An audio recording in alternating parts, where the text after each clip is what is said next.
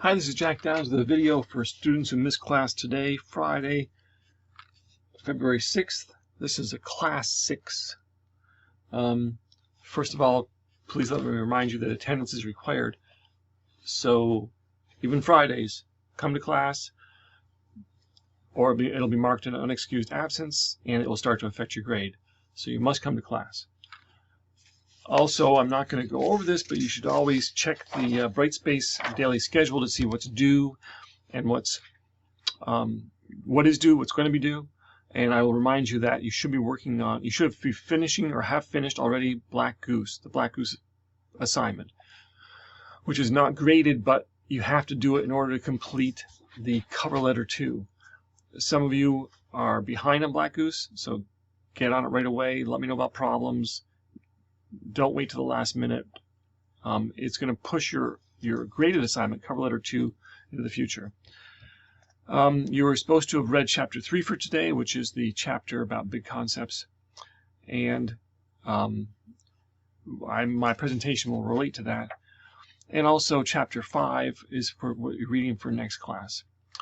There's a quiz on Wednesday. I gave out index cards. Please remember to get one for me or get your own off my office door. I'll go over more detail about what's on the quiz, except to say that the HTML basics, which means, the HTML basics, the repeated question about what is the required necessary minimum structure of an HTML page, being able to write that out. You want to put that on your index card. My big concepts lecture, which I'm about to do, is on the quiz. Our file naming is on the quiz, including troubleshooting related to file naming. And then HTML Basics will be a lecture I'll do next class. So get Black Goose done. Then do cover letter 2, that is due next class. Read chapter 5, get ready for a quiz on Wednesday. All right, so here's our presentation. And let me just say that this presentation is available, the PDF of it, in the Google Drive, which is linked to our Brightspace site under presentations. So you can do that there. And let me remind you that I updated with the proper version of the Black Goose from the textbook instructions in the readings folder there also. Of course, you should have your own textbook, but if you don't quite have it yet, you're going to have it. If you don't quite have it yet, you can find that there. And if you use it, if you make sure you have the modern version, the most up-to-date version 6 of the textbook, 6th edition. And also, if you started Black Goose and it doesn't look like the example, then chances are you used my earlier version, which I've replaced since on the Google Drive. Okay, so I want to tell you about this PDF of this presentation. You'll see that the slides all look like this until we get to slides that look like this. So the SEO section, search engine optimization, which I'll go over, is critical that you see that here, because it is not in the chapter. It used to be in this chapter, but it's no longer. They did other stuff with it. She's done other stuff with it, but we're going to handle it here. This will be the only time we learn about SEO. So let me just go over the presentation quickly. And again, please come to class so I don't have to do this multiple times. And the slideshow, presenter view, here we go. So, big concepts.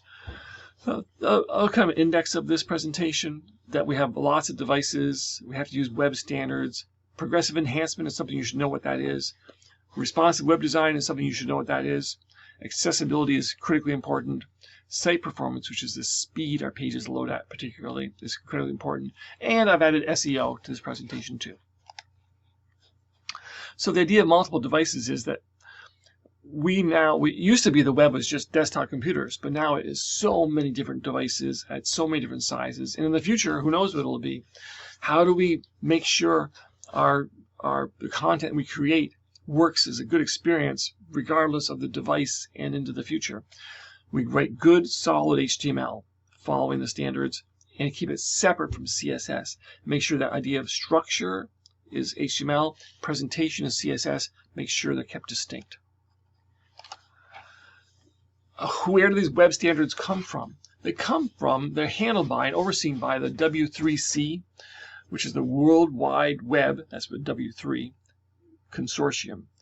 which I'll show you the link to that. This is what the W3C site looks like, including there is a link to what the standards are. And they are like a committee, like an international committee that keeps track of this stuff and decides what is allowable, what commands work in HTML and which ones don't. There's some old commands, some old tags that have been removed, and we call it depreciated. So they're no longer valid, even though they might kind of work still, but they shouldn't be used. And then there's new ones introduced in the future too. So this is like the group that takes care of that. And speaking of them, while I'm speaking of them, let me mention that that W3 idea is also, they're involved with accessibility, but they're also involved with the W3 schools, the World Wide Web Consortium. They're allied with them is this education site, which is W3 Schools. Nice thing about using them, if you want to review HTML and CSS, for instance, or learn things which we may not include in this class, including more and more and more, is that you know that their content here is valid and is following the proper standards. So it's reliable because they handle the standards for everybody.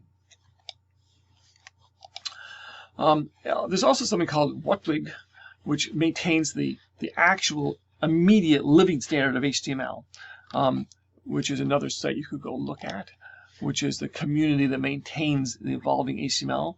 So they're sort of like a subset of the W3C. So there's kind of like a bureaucracy involved in maintaining how this stuff works. And then our web standards means sticking with web standards ensures that consistency across browsers. Things do look different from one browser to another. Not too much different if you're looking at current modern browsers. But we want to make sure that if it works well now with the browsers, hopefully when the browsers change in the future, it'll still look basically okay. And that's behind a lot of progressive enhancement idea. Yes, you may have the most up-to-date technology in your website, all kinds of wild new things and animations and all kinds of things. Well, that might look great in absolutely the newest cutting-edge browser, but someone happens to have an old browser, maybe they lose all kinds of content. So what we have to make sure is that we have the idea of progressive enhancement, and what it is we start with a baseline experience. The browser provides content and basic stuff for everybody. So your real text, your real message, everything, your real branding, that has to be accessible to everybody, no matter what their browser is. It also means accessible for assistive devices, people who need special devices like screen readers and things. So if we write good, strong, standard HTML, that will be safe. Likewise, then we have some special things we want. We add on scripts, we add on other advanced features. And as long as everybody gets the basic features, adding some extra things on is fine. If they don't work in your browser, they won't work, but they don't take away from your basic content. And then you might have some really nice high-end features that you want to use, like animation, for instance, that make sure if there's content in the animation, you have to also present it in a less cutting-edge way, for instance, so that everybody gets the basic cake. Right? Everybody gets a cake with basic frosting. Some people get some extra things because they have newer browsers, but at least everybody gets the basic stuff and your message gets across. That's the idea of progressive enhancement. We have HTML strategy for progressive enhancement. It means we write strong, basic, well-structured HTML in a logical order, and the elements really mean what they're supposed to mean. We don't make something an H1 or an H2 because we like the way the H1s and H2s look. We do that because it is an H1. It is a top-level heading.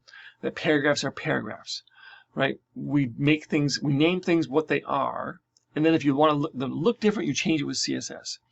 Our styles, the idea is of giving people first the basic styles, and then having CSS that might be more cutting edge later in the document, which would work if your browser will understand those things. And then scripting, which we won't get to much in this class, if at all, which means JavaScript basically.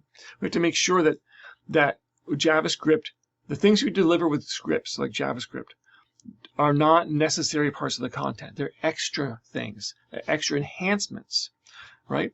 Because there are people who turn their JavaScript off, maybe because of certain accessibility devices they're using.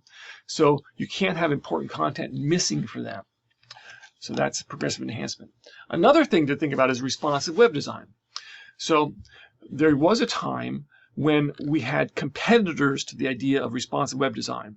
There was a time when we had, and it wasn't that long ago, 10 years, even 8 years, maybe even less than that, when we still had some .m sites or m. sites. These would be mobile sites, dedicated mobile sites. They were websites. We're not talking about apps. Of course, now we have that. We have apps, which kind of substitute for that, which are not really websites at all. They're specialized just for that brand, right? But anyway, we're talking about websites now.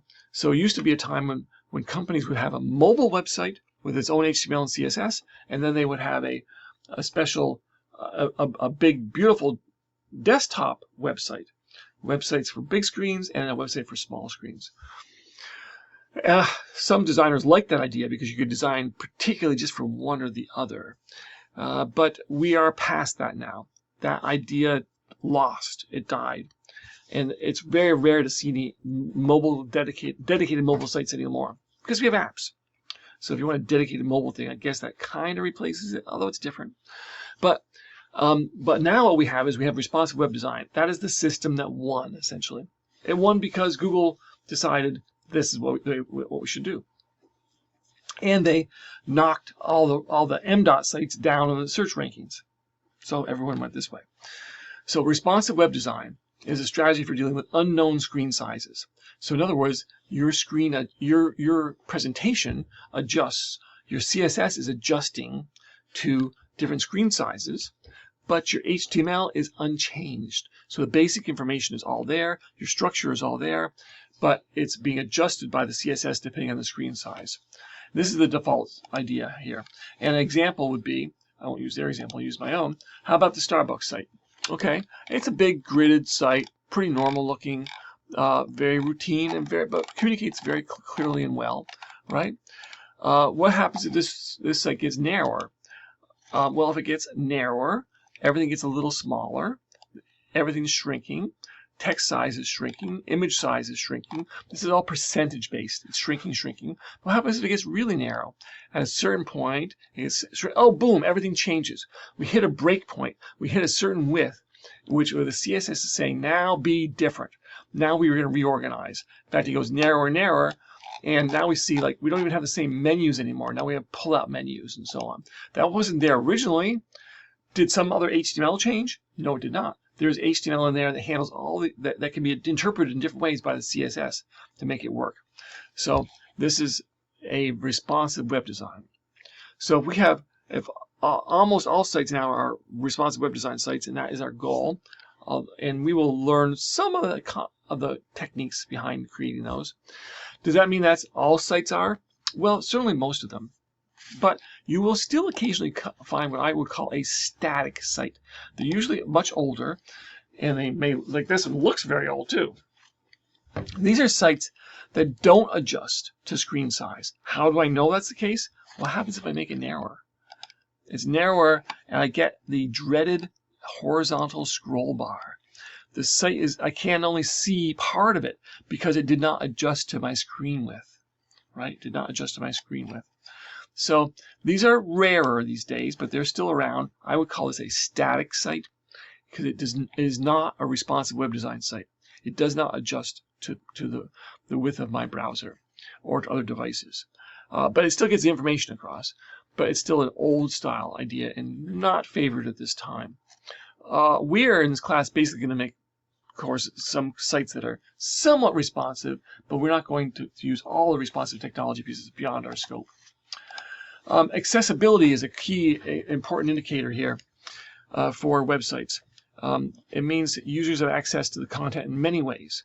So if we keep our HTML good and pure and our CSS separate, then people can use keyboards like we do, and mice as we do, most of us, and they could maybe instead use voice commands, have screen readers, have braille output of braille, so I can use my fingers to read the website, magnifiers, joysticks, foot pedals. There's all kinds of accessibility devices. People have used these things because they need to. And we need to make sure our site uses good standards so that it can be used for this. So people have vision impairment, mobility impairment. That means maybe they can't use a mouse. So they have a different way to move through web pages. They would tab through them, actually, using some other kind of device, like maybe a foot pedal or a joystick. Maybe auditory impairment, so they can't hear properly, can't hear like we do. Maybe their vision impairment is color blindness. So you have to watch out what colors you use on the site. Maybe it's auditory impairment, so if you're using sound for things, it has to be changed. Maybe cognitive impairment. All these things matter. These are people who want to use your websites. And adjusting for these things actually makes all websites better. And you may be required to. If you work for a government agency or create websites involving anything that gets government funding, then they are required to have accessibility standards. Accessibility is continued. There are measures you can take to improve your pages. Accessibility is also governed by the jou317 organization. And in fact, there are accessibility checkers. In fact, at their site, there are some that you can use to test your site to see, do you have accessibility problems? It might just be the contrast between the background and the foreground, between the text and the background. If there's not enough contrast, it's going to be flagged as an accessibility issue. I could go to, this is an accessibility demo. So I could go to it's a bit older. They use this as an example. If we go to the inaccessible version of this page, all right, we could take a look at what are the issues of each of these things that are working or not working. And actually, my overview is not working quite right now. Before homepage, it's not showing me the things. But some of the things that would change. In fact, you could go to the accessibility, lots of examples on this site. You would see that, for instance, telling someone to click here is a poor example. I guess it's not running the script on this page. That's the problem, because links need to actually give descriptive text. Your images have to have alt text in them. The alt text has to make sense, and on and on. So accessibility is a problem. Is a solution we should all be pushing towards, making our pages more accessible. Site performance is a key thing. You will read in your text that it's critical your pages display as quickly as possible. So you should do things to make them appear quickly. Just like we need to have our sites be more accessible, we need to have them display more quickly. So site performance is important. Users on mobile devices generally leave a page if it does not display in 3 seconds. Even a tiny change in how fast your page comes up can make a difference in the amount of traffic you get. So how do we do this? You make image files as small as possible. You streamline your HTML. You reduce the amount of JavaScript you use, if any. You make sure scripts are used for a good reason only. You add scripts only at the end of your file so they don't slow down the rendering of the file. You don't load unnecessary assets, videos or images or other things too. Therefore, you're reducing the number of trips to the server. Every new thing your website brings up is another trip to the server, another trip to the server. You're reducing those. And you don't have to know about this for the quiz, I won't be having you use a waterfall chart, but this is actually a tool that's built into Chrome, a developer tool. So I could see on my website everything that happens during loading of the website and see what is taking more time than other things, and perhaps go and address things. It's a waterfall chart that shows how it loads. Okay, this is the part of the presentation which is not in the chapter, but is still going to be on the quiz. Again, you can look at the PDF if you want to. It's about SEO. We call it SEO. That means search engine optimization. How do we optimize your site for search engines? And honestly, you can have an entire course in this. You could hire experts to help you with your site and to do this, but we're just going to get the idea. And that means when we say search engines, of course, we mean Google. It might not be a big consideration for like making your resume site in this class, but if you are starting an online magazine, for instance, it would be critical to you to get good positioning in the search engines. So how do we do it? The first thing is having a good URL, a URL that makes sense. So when you choose your URL at the beginning of a real enterprise, you would want, for instance, to have one that said New Bluegrass, if it's a bluegrass magazine about new bluegrass bands, and then folders and names that make sense, like artists as a folder name, and then file names that made sense, like Gibson Brothers, which is a band, .html.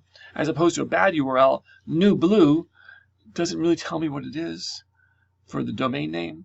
What does that mean? And then a strange, long, weird, random file name, .html. So good folder names, good domain name, good directory names, good whole directory, absolute path name. That's critical for SEO. Likewise, the title, which is the name of your page, that's what actually displays in the search engine results. It's important that it include keywords. You're thinking about words people would use to search for that page. So make sure you when you're starting an enterprise, you probably are putting together big lists of keywords that people are going to use to search for your site or for a particular page. In the case of our resume sites, you're going to have a brand name, which is your name, and then a site name, kind of. So I might have a page that might said welcome, and then a pipe or a slash or a colon, Jack Downs. Jack Downs is my brand, and then what is the page function? Maybe it's a welcome page, or it's a page on some other topic, like maybe it's a page about employment history or something for a resume. So titles are critically important for SEO. Headings are the top level headings in particular. So if you just filled these things like headings and even like other block elements like paragraphs, if you just filled them with keywords, they would become gibberish. So we're using the keywords judiciously in an appropriate way. We want to make sure to include them where it makes sense to. So H1s, top level headings, are very important for SEO. Likewise, linked text. We haven't done links yet, but this is how links work. Links are an ahref. And then where the link is going to go is in quotation marks. And then the linked text follows it, and then the A closes. These A's are called anchors. So we click on this anchor, and it pulls us someplace else. It pulls us to another site. So having appropriate text, linked text, is critical for SEO. Search engines give linked text special attention. This also applies to internal links like navigation too. So good internal structure of your site makes sense. But it's going to improve your SEO too. So this one here, like saying just click here as a link text, that's very poor for SEO. But we describe where it is we're going to go or what we're going to see when we get there. That's good for users and it's good for SEO. Alt text, that means all images must have alt text. Because search engines are not good with images, but they are good at the text, so the alt text will help improve your SEO results. So having appropriate alt text that properly describes the image. Meta tags used to be used for SEO a lot. They are not so much anymore, but it's a good practice to include them. We are using the meta care set. We're not going to use other metas. There's meta keywords and so on that you could use. You'll see them on some websites, but they are not probably that useful anymore. I think we're told that Google does not use them that much anymore, but it still could be useful to have them on there. You can learn more on your own about other meta tags. They go in the head. And then one of the best ways to improve your search engine optimization, to improve the results of search engines for your site, would be to have trusted other sites linked to you. Now that's a little hard to arrange, but you can exchange links. You can become a trusted site that people want to link to. So if your site is popular and if it's linked from popular trusted sites, then it's going to improve your ranking overall. Okay, so that is the presentation. So that stuff will be on the quiz on Wednesday, and I'll see you on Monday.